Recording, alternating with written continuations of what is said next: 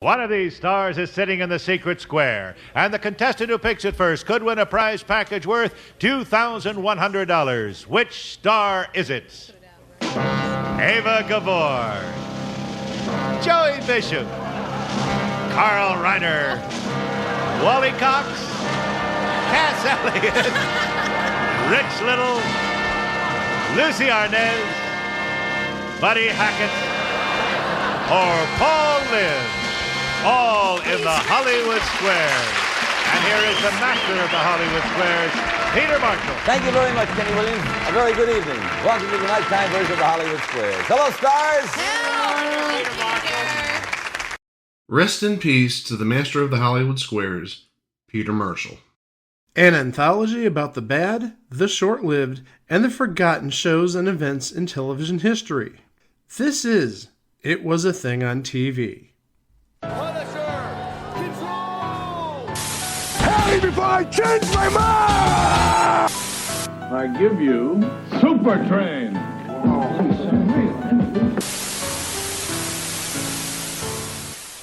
Episode 489, submission number 212. Platypus Man. Platypus Man aired on UPN from January 23rd to May 15th, 1995 for 13 episodes. That is 3 short of a crock block. And I wish this had a crock block because it would have been so fitting for Platypus Man.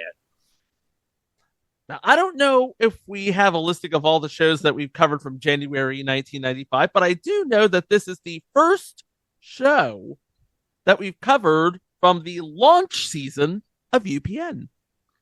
This is the first entry from January of 1995. We are making history, folks, just like the Australian Olympic breakdancer who scored up 0. I knew you were going to work it in somehow. I did not expect you to work it in this early into the show. Just wait. If we're still doing this podcast in 4 years, we're going to be talking about Ray Gun and her perfect 0 at the Olympic breakdancing in Paris. Grand opening, grand closing for Olympic breakdancing. And how she killed it for Los Angeles, only not really, because they submitted it a year in advance and breakdancing was not on the schedule. Hey, she didn't kill a thing. Really, if you thought breakdancing would actually have longevity in the Olympics, I can't help you. I'm sorry. The last time I thought of breakdancing was probably back in the 80s. This would have been perfect for the LA Games in 84 or even Seoul in 88. But breakdancing in 2024? People really do that still? Well, I mean, to a point. I mean, yeah, I'm sure people do it, but it seems like it would have been a much better fit in the 80s than 2024, but what do I know? Now, hold on a second. Now, I need to tell Greg's dad story. Now, you guys all know about the moat at Citi Field my dad wants to build, right? Of course. Do you know what he wants to have at the moat at Citi Field during the off-season when there's no baseball? Didn't you say like a skating rink or? Skating rink. But you know what he also wants to have? Okay. He wants to have synchronized swimming in the moat. Oh, but it's going to be cold. Wait, in the winter?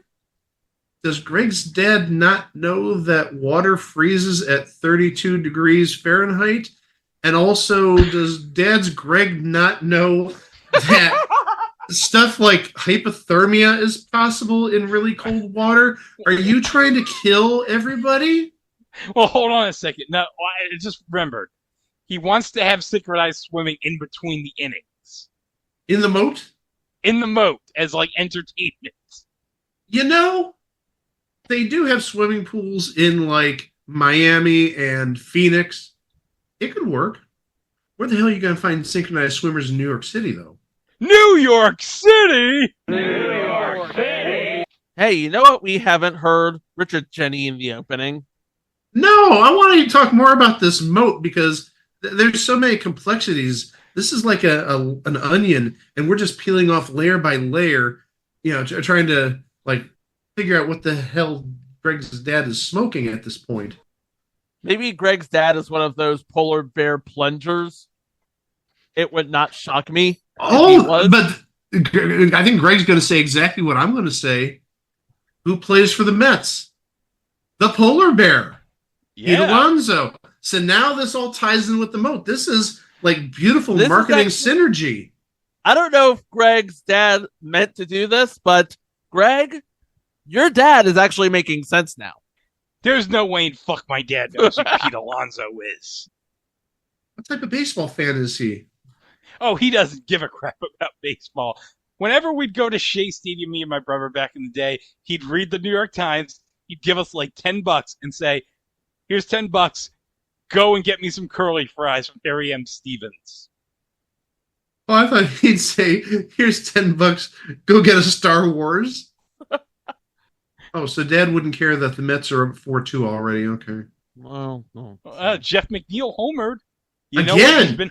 He's been hot as of late. Yeah, remember when he was hitting like 200 and everyone wanted to cut him? Yeah, 12 home runs. Yeah, but we're not here to talk about Pete Alonso or Jeff McNeil or Mark Vientos, who's now batting with his 19 home runs.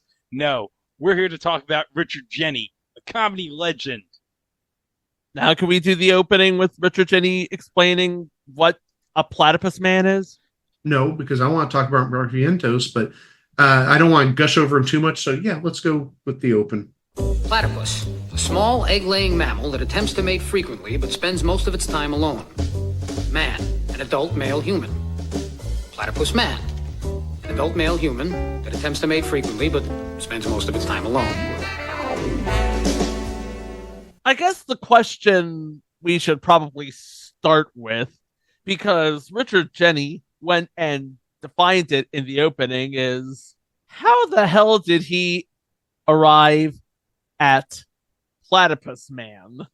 Well, it all started in the early 1990s when every comedian and their mother was getting their own show on television. We had Future Entry, the Paula Poundstone show. We had Richard Lewis in Anything But Love. Of course, he shared the spotlight with Jamie Lee Curtis. Some guy named Jerry Seinfeld got his own show. Don't know what happened to that. Paul Reiser got mad about you. Richard Jeni, one of the hot comics to come out of late 80s, early 90s, had a routine. The routine was sort of a comparison between a platypus and a terminally single bachelor. And this is according to Truth by Consensus Wikipedia. In the routine, Jeni went on to describe how he found himself relating to the TV show and the concept of a platypus man. That concept was expanded to become an HBO comedy special in 1992. And you were nobody in the late 80s and early 90s unless you had an HBO comedy special. So this was basically Richard Jeni's coming out party. He talked about his idea of the platypus man. He sprinkled in some news, some sports. He's a fan of the Jets, Greg. Well, some good that is, because this is the Rich Kotite era Jets. You know what, though? Rich Kotite is still a better coach than Robert Saleh. Yes, I said it! Now, Greg, you can correct me if I'm wrong. Isn't Robert Saleh in his third year? Did Rich Kotite even last 3 years? He lasted 2 years, and Robert Saleh's on his fourth year, if you can believe it or not. That fourth year? I thought he was only in his third. Oh, my gosh. Think about how bad Robert Saleh is. It feels like he's been the coach for like 40 years. Remember back in the days on the Discord and the trivia group, how I would always bitch about how it feels like Mike McCagnon's been GM for like 40 years? That's how it feels now with Robert Saleh. It feels as long as that. So back to this special. Presumably big fans of Richard Jeni's comedy. Writers Barry Fanaro, who has written over 250 episodes, pilots, and original series for network television in his career, and his partner at the time, Mort Nathan, who has written and produced over 150 hours of primetime television shows in his career. They come to Richard Jeni with a deal. They want to take his brand of comedy, specifically the Platypus Man routine, and turn it into the premise for a sitcom. Nobody would buy this sitcom, though, but UPN needed programming for its launch schedule. They greenlit 5 TV shows: Star Trek Voyager, Marker, The Watcher, Pigsty, and Platypus Man. Barry Finaro and Mort Nathan created the show, the characters, the premise. They teamed up with Richard Jeni and his producer, Michael Rottenberg, and made a premise about a cooking show hosted by a TV chef played by Richard Jeni in a sort of caricaturish version of himself. And his cooking show was basically the framing device for all the comedy. Are you ready for the title of the cooking show? Oh, this has got to be a dynamite name for a cooking show. This is going to be the most creative cooking show title I think I've ever seen. And I've watched like 30 years of Food Network. Cooking with the Platypus Man. Straight to the point. Hey, that reminds me of a definition I came up with yesterday. Oh, gosh. You've all seen Definition. Definition. How the cannibal chef tenderized his meat. Answer: beat Bobby Flay. I feel really weird that our first reference to Bobby Flay is in a definition context where the definition is beat Bobby Flay, not Bobby Flay, Bobby Flay. But anyhow, go back to Cooking with the Platypus Man. I feel really dirty. Cooking with the Platypus Man, hosted by Richard Jeni, playing a version of himself, who is a TV chef. On Channel 72. Unless it's raining, then they move it to Channel 71. His producer, Lou Golombuski, is played by Ron Orbach. Is he related to Jerry? His cousin. Ron Orbach, you've seen him as the DMV tester on Clueless. You've heard him in Grand Theft Auto Liberty City Stories. Playing his brother, Tommy, a man by the name of David Dundara. He was in the 1993 TV movie version of Journey to the Center of the Earth. Now, there's another credit. He was in the movie Jungle Fever. Ooh, a Spike Lee joint. Rounding out the cast as the sports writer next door, Paige McAllister, somebody we've talked about on this podcast before, Denise Miller. She played the little sister of David Naughton in Making It. Oh, Making It. Beyond that, though, she played Jilly Papalardo on Fish. She was one of the little kids that Fish and Fish's wife adopted.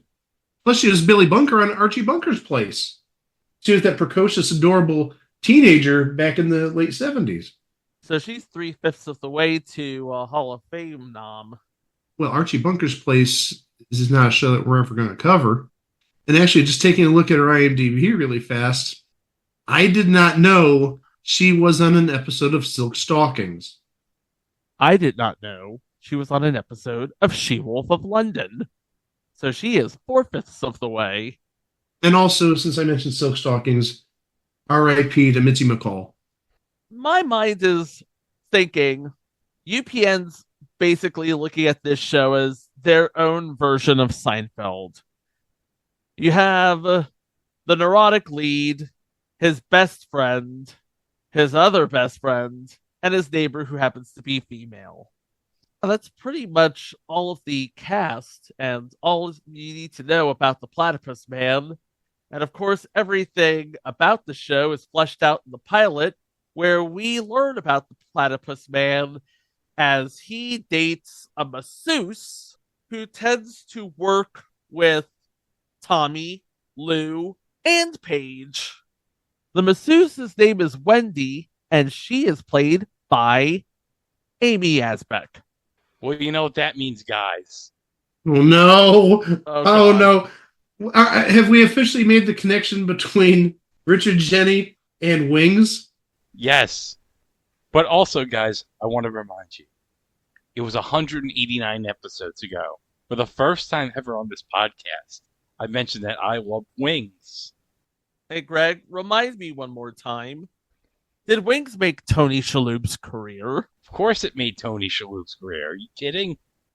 We have another name on this episode, a bit of an in-joke if you listen very carefully on the pilot, playing Vern Tuttle, the announcer/sidekick of the Platypus Man, Ethan Phillips. Richard sarcastically tells Vern Tuttle this is true.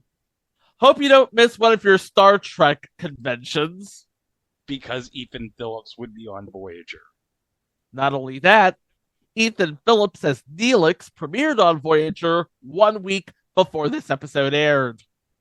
I don't know if that was intentional, but it was clever. Probably was intentional. And we have talked about Ethan Phillips in the past. He was on an episode of Three's a Crowd, and also he was on an episode of Marblehead Manor. But also, if you take a look at his IMDb, the entry just before Three's a Crowd, going down the page, not chronologically, so this would be immediately after Three's a Crowd, he was on an episode of New Love American Style. We haven't talked about New Love American Style in quite some time. Oh, no. Well, just remember, me and the G-Man settled that it was just all right. You know, I wish it aired someplace. Catchy Comedy airs OG Love American Style twice a weekday, and oh my gosh, that's a blast. But we need someplace to see the new Love American Style. Yeah. But let's not forget, guys, Ethan Phillips was in Not Another High School Show. Oh, yeah. That was a good entry, I remember. Well, I think I shared my love of Not Another Teen Movie, and I think that was one of the better underrated movies from the early 2000s. Oh, yeah. The second best comedic performance from Chris Evans until recently. Am I right, Chico? You are correct. And if you know, you know.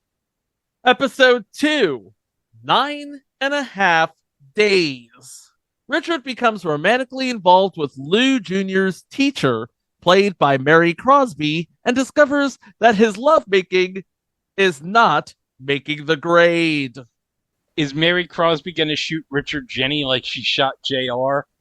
Is that the penalty for bad lovemaking? God, I hope not. Hey, we do have some guests. I gotta just get my mind off of shooting somebody for bad lovemaking because I would have died 30 years ago. Never mind.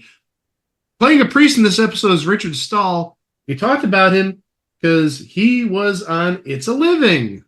And we talked about Mary Crosby already. Playing a stage manager, this guy, his name rings a bell, but I can't make a connection to what he did. Sandy Hellberg. One thing I see that he was in was Spaceballs. He was Dr. Schlotkin. Was he the nose doctor for Princess Vespa? I honestly haven't seen Spaceballs in a long time.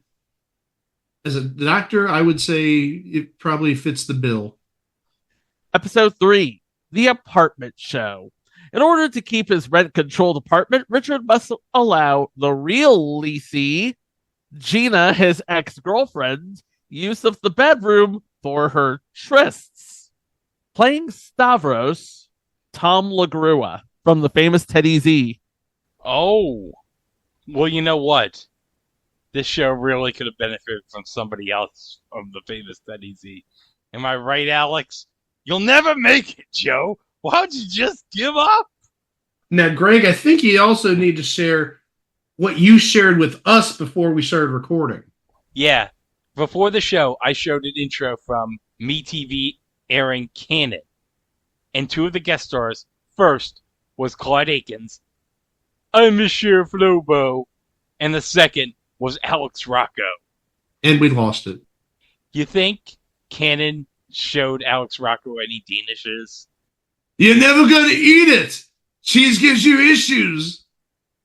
Episode 4, NYPD Nude. Richard starts dating a woman who posed for an adult magazine and sets himself up for criticism from Lou and Tommy. But will she cop an attitude? I imagine this is the lady that he is talking about, a lady by the name of Mindy, and playing Mindy, Emily Proctor, Lieutenant Callie Duquesne of Miami-Dade PD Crime Lab. Playing another sort of person of that ilk, Lisa Robin Kelly. She played Brandy in that episode. Went on to That 70s Show, and again, sadly, no longer with us. And one more name, playing Owen, Jonathan Slavin from Union Square and Dr. Ken. Episode 5, Sweet Denial. Richard's girlfriend Caroline takes him to a recycling party where people take mates that they no longer want to date. What? I guess it's sort of kind of like a swingers party, only not really, because reasons? I've never heard of that concept before. Neither have I. This is all new to me. Playing Leslie, Sarah Buxton, who you might remember from all 551 episodes of Sunset Beach. The person who played Stella in this episode, Sophia Milos.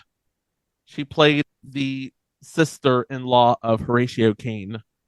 And Greg, you'll be happy to know, Sophia Milos had cards in Americana. Ooh. There is one more name I'm going to add. Playing Bella in this episode is Frances Bay, no longer with us. Partially because if she was still with us, she'd be 105 years old. But she goes back a long way, obviously. If you're born in 1919, you obviously go way back.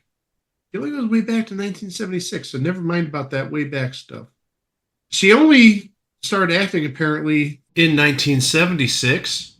But good heavens, she did a ton of work between 1976 and 2011. Her last appearances would have been as Aunt Ginny on the Middle back around 2009 to 2011. Episode 6, New York on $2,000 a day. Richard steals his devious twin brother's woman, only to discover she's a high-priced call girl. Ooh. The twin brother, who looks nothing like Richard, I should say, Vince, plays by John Kapelos, who was last seen in Big Sky, a couple episodes there, and The Umbrella Academy, 5 episodes there, as you guys aren't going to believe this, Jack Ruby. Oh, the guy who shot Oswald? Yes. Now, hold on. Mike, do you remember the episode of Family Guy where Peter was inserted in the photo of Jack Ruby shooting Oswald with Peter's smiley face? I do remember that. I think this should be the spoiler without context. Playing the call girl, Luciana, Fabiana Udenio. She was in Austin Powers' International Man of Mystery as Alana Facina.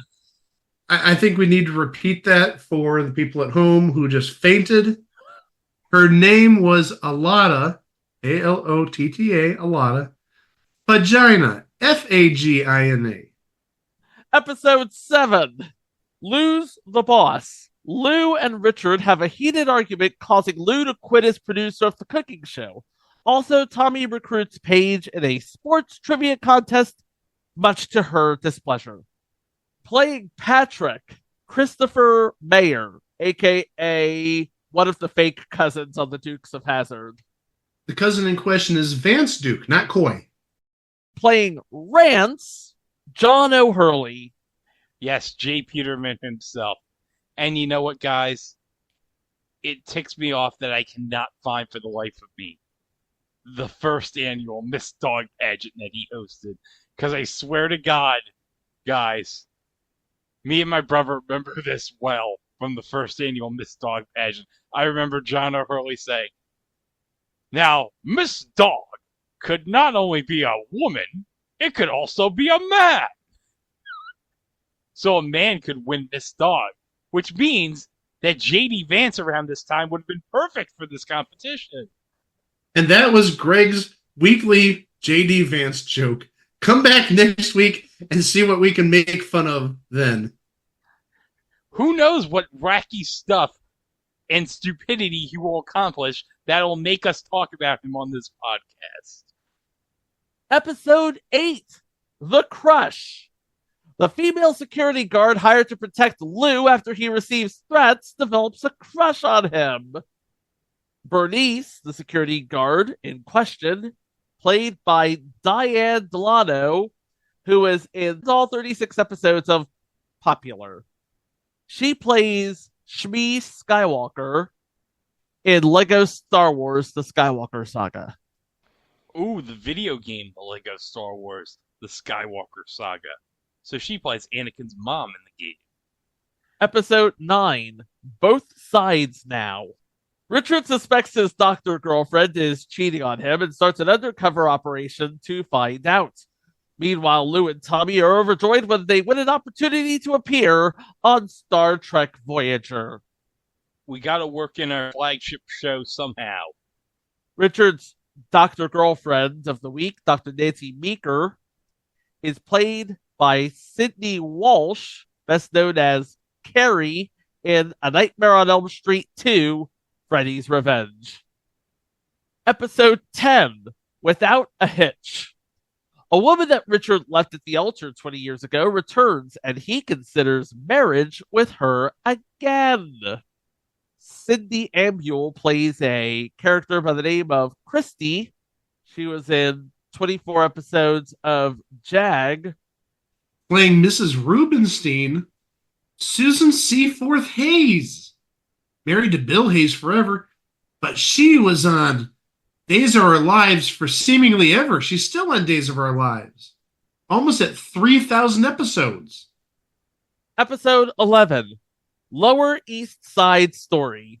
Richard decides to convert to Judaism for the sake of his girlfriend, and Lou feels inadequate for not completing his bar mitzvah. We have a rabbi in this episode. Goes by the name Rabbi Rosenbaum. Another person from Seinfeld came over to do this because playing that rabbi is Len Lesser, Uncle Leo. That's incredible. Uncle Leo was on this show. Episode 12, the penultimate episode, Out of the Mouths of Babes. Richard is blackmailed by his girlfriend's son, who catches him with another woman, and now must arrange a date for the youngster with Paige. Playing the little scamp, Rusty, Michael Oliver, Jr. from Problem Child. So you know what that means, guys. Michael Oliver is one entry away from being a Hall of Fame candidate, potentially, because he was in Drexel's class. Playing Monica from Head of the Class, Christine Hodge. Oh, Simone. And Mr. Angel, played by Ted Lange. Oh, Isaac, your bartender. And playing a building inspector in this episode is Al Sapienza, Mickey Palmice from The Sopranos. Palmice? And the final episode, the appropriately titled Dying to Live. After a psychic predicts that Richard is going to die in a few days after being kissed by a Greek man, he is dying to live. Stavros makes a return, Tom LaGrua, but also a couple big names here playing Mr. Lou, the psychic in question, Mako. Oh!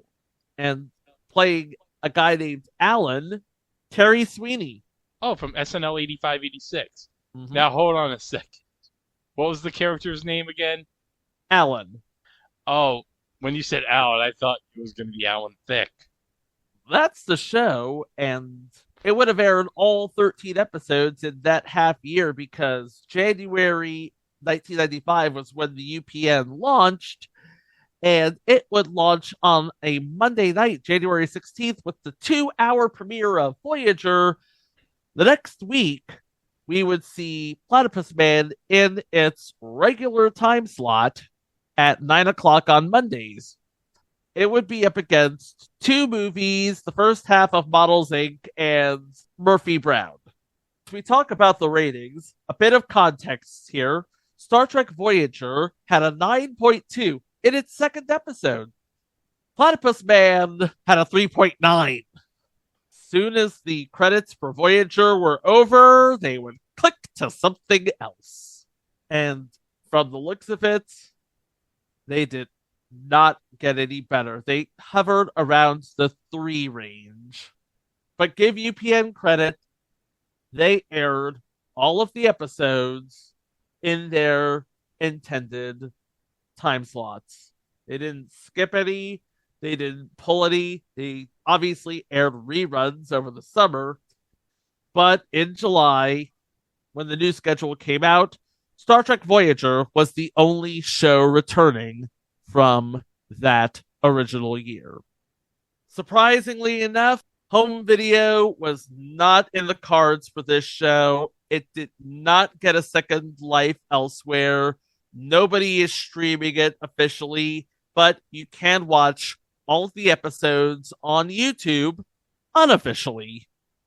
As for Richard Jeni, his career would continue unabated. We had The Mask, an Alan Smithy film, Burn, Hollywood Burn, several guest stints on Dr. Katz, 2 more HBO specials, and he was the voice of Office Max for 4 years. Wait, the chain Office Max had a show? No. He was the voice of the commercials for Office Max. Oh, okay. That makes sense. It'd be weird if a store had a voice. Unfortunately, Richard Jeni's story had a bit of a tragic ending. On March 10th, 2007, he was found by his girlfriend deceased at the age of 49.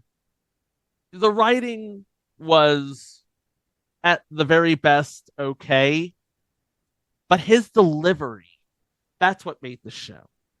This is one of those shows where if it was on anywhere else, if another network gave it a chance, it may very well have stood a chance. But it was on UPN. And it was on Monday after Voyager up against Murphy Brown. And you ain't beating Murphy Brown. Even though Murphy Brown is kind of like, in 1995, Mike, you were watching Murphy Brown, right, at this point? His best days were behind it. Yeah. I don't know if I should blame Bill Clinton necessarily, but yeah, I don't remember it being that good since you didn't have, like, George Bush to harp on and Dan Quayle to poke fun of, and, well, Dan Quayle to basically struck controversy where controversy wasn't regarding Murphy Brown. So there you go. The story of a perennially single platypus man with his own show, his own friends, his own problems, a different girlfriend seemingly every week. You put it all together, and what do you have? You have a thing on TV. That's going to do it for this episode, but remember, we're going to go to It Was a Thing on TV. You can listen to all of the episodes that preceded this one. Great bonuses, minisodes, live shows, extended versions. Also, we're on all social media. If you're looking for us on Facebook, we're at It Was a Thing on TV podcast. If you're looking for us on Mastodon, we're at It Was a Thing on TV at tvwatch.party. Subscribe to the podcast wherever fine podcasts can be streamed. Apple, TuneIn, iHeart, Audible, wherever, we're there. And don't forget, if you're looking for us on YouTube, like, subscribe, hit the notification bell so you can be informed of all future uploads, including what's coming up for the Thursday show. We said we were not going to do another one of these. But guess what, folks? We lied. We found another group of bad, mediocre, and straight up unbelievable things that arrived on your computers and game consoles from back in the day. And let me just say, I watched one of these games. And let me just say, I regret that I even watched it. Which one does Greg regret? All of them. You're going to have to tune in next time to find out right here on It Was a Thing on TV. For Greg, for Mike, I'm Chico. Thank you ever so much for listening. Please be kind to one another, and we will see you for the next one. Wow! After Voyager, Richard Jeni's got a small case of the post-Voyager blues. Once a dork, always a dork. With this kid who wouldn't sing the blues, and now he's blackmailing the P-Man for a G, man. A picture's worth $1,000. Can anyone keep this hustler in check? You want me to go out on a date with Rusty? Or is the gang a total wreck? Give me a little platypus man. I love that crazy dude. And I'll say goodbye to the post-Voyager blues. An all-new Platypus Man after Star Trek Voyager and Pigsty tonight on UPN.